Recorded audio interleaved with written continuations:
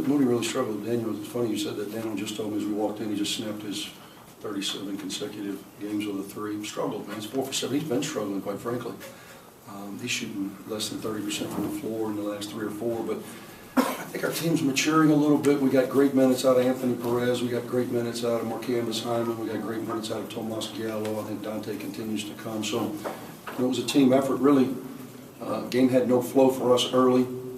Second half, we were able to put together multiple stops in our man defense, and that was the most encouraging. And I think part of it was the fact that we've got Sebas back in, so we're not so scared to match up man-to-man against a physical presence like Moses. Moses was really hurting us. Moses Kingsley really hurt us in the first half with his ability to finish in the rim, and I think we did a much better job of neutralizing that. Stan matched up to their shooters. We caught a lucky break, and that Dusty Hannah's got in foul trouble and never really got into a flow. This kid's a prolific shooter, so it took one of their weapons away, but proud of the effort, especially defensively.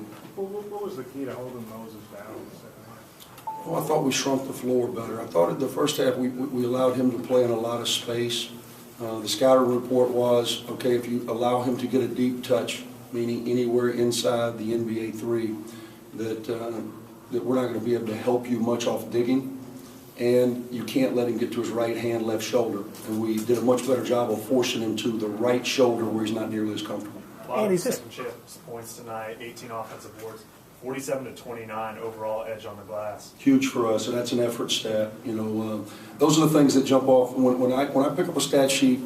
You know, again, you know, sometimes Moody's going to go 4 for 17 like he did tonight. Sometimes he's going to go 9 for 17. We've seen both of those. But the one thing that really jumps off is we held him to 18% in the second half, played the entire half in man, and as you said, huge discrepancy on the glass, which shows that we're really engaged. And then mentally, the stat that jumps off that says, hey, man, we were locked in, and maybe we are serious about trying to make a run down the stretch as we go 21 for 22 from the free throw line. It shows that we're locked in mentally. Is this the best Perez and Gallo have shot together? I think so. I think so, most definitely. In an SEC game, you know, Anthony had caught a rhythm a couple of weeks ago, and then he hadn't played as well as of late. Tomas, since the Missouri game, has really become the player that we envisioned.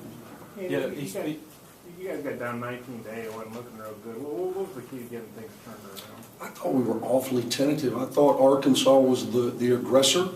We were pouting a little bit, and because we're allowing our game to be dictated by our whether or not we're making shots.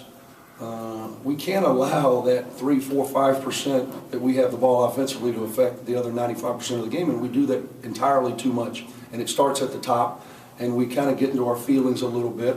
Once we settle down, I thought, you know, about midway through the half, we made a couple shots, we relaxed a little bit. Obviously, Arkansas is going to try to pressure you. Even though they didn't do it in the full court, they really dig up in you in the half court, and you've got to be aggressive and strong with the ball. I didn't think we were as we started the game.